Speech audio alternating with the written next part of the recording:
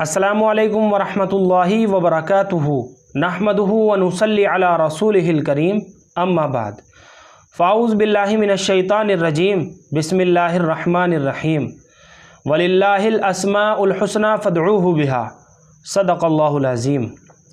मोहतरम नाज़रीन हज़रात, एक सवाल किया गया है कि सहरिश नाम के बारे में बताइए। तो चलिए मोहतरम नाज़रीन हज़रात, इनके सवाल का जवाब भी देते हैं और इस नाम की मालूमात को भी समझ लेते हैं। तो ये बात आप अच्छी तरह समझ लीजिए, सहरिश जो लफ्ज़ है ये मुहम्मल और बेमाना मालूम होता है। डिक्शनरी के अंदर इस लफ्ज़ का ज़िक्र नहीं मिलता, इसलिए बच्ची का ये नाम ना रखा जाए तो ज़्यादा बेहतर है। और किसी मजहूल माना वाले नाम का मशवरा नहीं दिया जा सकता, इसलिए बेहतर ये है कि आप अपनी बच्ची का नाम सहाबियात के नामों में से रखें या फिर अज़वाज मुताहिरात के नामों में से रखें या फिर उम्मत की नेक ख़वातीन जो गुज़री हैं उनके नामों में से कोई अच्छा माना वाला नाम रख लीजिए, तो ये ज़्यादा बेहतर और अफजल तरीक़ा है।